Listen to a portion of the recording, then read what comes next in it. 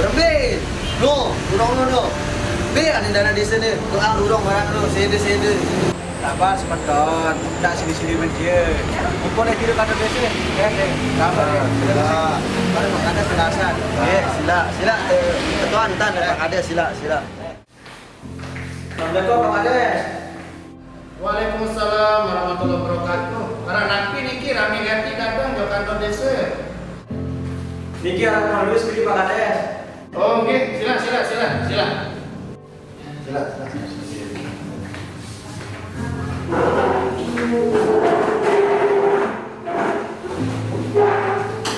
Marah niki Pak Kades, jat yang nyampe keluhan, buat yang liwat dan judul kantor desa baru. Ya ada lekor judul kantor desa yang sampai rebah ke berbe sih. Makan nanti perhiri burung ni ke bere jauh dari desa ni ke cuma ni ke doang tak keluhan. Baik, jadi terima kasih atas kehadiran Semeton Ojan yang datang. Terima kasih di Pak Warga disampun membantu Pak Ojan niki yang dapat musibah di depan kantor desa. Jadi dalam kesempatan ini yang terangkan, jadi terkait dengan kewenangan yang dimiliki oleh desa.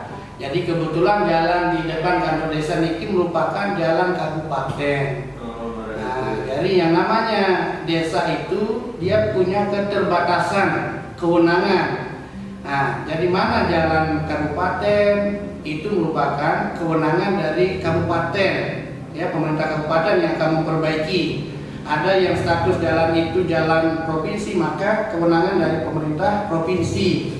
Nah, sedangkan kita dari pemerintah desa mempunyai kewenangan, tapi kewenangan kami terbatas. Dalam hal ini adalah perbaikan jalan yang berstatus jalan desa yang ada di dusun-dusun. Nah, itu adalah merupakan kewenangan desa untuk memelihara dan memperbaiki apabila ada jalan yang rusak. Jadi itu perlu dipahami dulu Pak Ojan, ya sudah paham sama warga yang lain juga apa batas kewenangan yang dimiliki oleh desa. Jangan sampai nanti kami yang perbaiki bukan kewenangan desa, salah. Jadi kami akan bermasalah dari segi hukum karena itu bukan kewenangan desa. Mungkin sedikit dulu saya gambarkan terkait dengan apa itu dana desa. Karena tadi Pak Ojan menanyakan kenapa Anda diperbaiki sama desa dan kemana saja uang dana desa. Nah, jadi perlu biar dijelaskan apa saja yang dikerjakan oleh pemerintah desa dan alurnya, ya Pak Ojan ya, beserta warga. Jadi dana desa itu adalah dana pusat yang diserahkan ke desa sesuai dengan kewenangan dari Kementerian Keuangan, Kemendagri dan Kementerian Desa. Jadi 3 kementerian yang mengatur terkait dana desa. Nah, jadi dana desa ini punya alur bagaimana bisa dikelola oleh desa. Pertama itu ada musyawarah dari masyarakat di kantor desa dengan melakukan penetapan rencana kerja pemerintah desa atau disingkat dengan RKP desa, RKPdes. Nah, setelah RKPdes itu dimusyawarahkan sesuai dengan hasil musyawarah di masing-masing dusun, nah itu dibawa oleh BPD sebagai perwakilan masyarakat, ada kepala kewilayahan juga dimusyawarahkan di desa. Nah, nanti di bulan Desember RKP desa yang sudah dimusyawarahkan ditetapkan di bulan September, maka di bulan Desember itu akan ditetapkan menjadi anggaran pendapatan dan belanja desa yang disingkat dengan APBdes desa. Nah, setelah ditetapkan oleh pemerintah desa dan BPD, maka itulah menjadi dasar hukum untuk APBDes itu untuk mengerjakan segala kegiatan pemerintah desa yang ada di desa tersebut. Nah, jadi itu. Nah, terkait dengan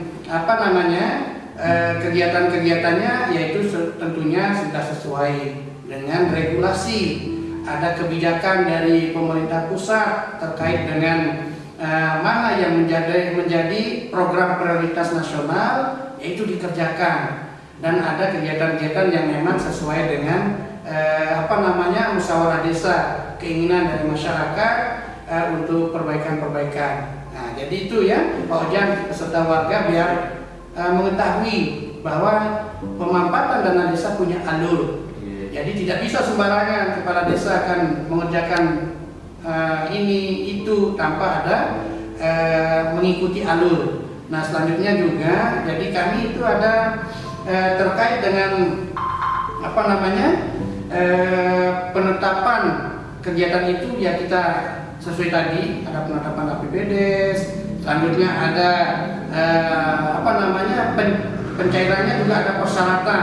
Jadi kami lakukan persyaratan ke pemerintah daerah melalui DPRD Kabupaten Lombok Barat. Selanjutnya ada tahapan pencairan dana desa, tahapannya ada juga verifikasi, nanti diverifikasi di kecamatan. Di kecamatan itu juga nanti akan dilakukan verifikasi tingkat kabupaten melalui Dinas PMD Lombok Barat.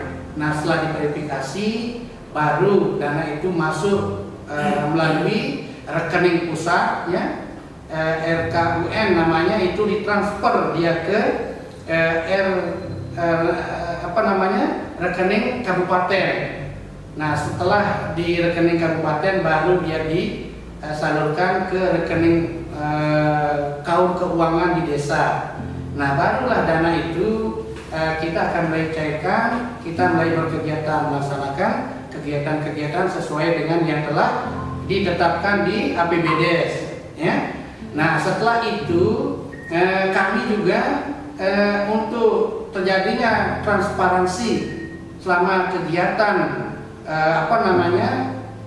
kegiatan pemerintah desa, baik itu kegiatan fisik, kegiatan pemberdayaan dan bantuan-bantuan apapun yang sumbernya dana desa, kami itu selalu diawasi oleh pengawas internal pemerintah yang ada di daerah atau APIP istilahnya, yaitu dari inspektorat dan ada dari BPKP. Nah, jadi dana-dana yang kami kerjakan itu ada pendampingan, ada juga pemeriksaan-pemeriksaan, sehingga pelaksanaan kegiatan dana desa itu tidak sembarangan, tidak sesuai keinginan kepala desa. Jadi harus melalui pendampingan dan pemeriksaan dari inspektorat tadi maupun dari BPKP. Nah, seandainya ada kegiatan yang kira-kira akan menyimpang, APH juga bisa di sana akan melakukan pemantauan, baik dari Tipikor, dari kepolisian, ada juga dari kejaksaan, ya. Jadi itu Pak Ojan dan dari warga untuk dimaklumi, dana desa ini tidak sembarangan, bisa dikerjakan apapun tanpa kesepakatan dengan BPD melalui APBDes yang sudah disepakati bersama. Ini ya yang perlu untuk saya jelaskan. Jadi mohon maaf kami sampaikan, kalau memang itu bukan kewenangan desa, tentunya kami akan segera nanti berkonsultasi ke pihak kabupaten untuk segera diperbaiki jalan yang berlubang, jalan yang rusak, yang Pak Ojan tadi sempat mendapat musibah jatuh di sana. Jadi segera kami akan konsultasikan ke pihak kabupaten. Terima kasih Pak Ojan dan rekan-rekan telah hadir di kantor desa untuk menyampaikan keluhan. Jadi harus seperti ini cara menyampaikannya. Jadi sekarang sudah jelas penjelasan kami, mudah-mudahan bisa diterima, ya. Oke Pak Kades, terima kasih atas penjelasan itu. Mungkin itu saja. Terima kasih. Assalamualaikum warahmatullahi wabarakatuh. Silakan Pak Kades, jangan pamit.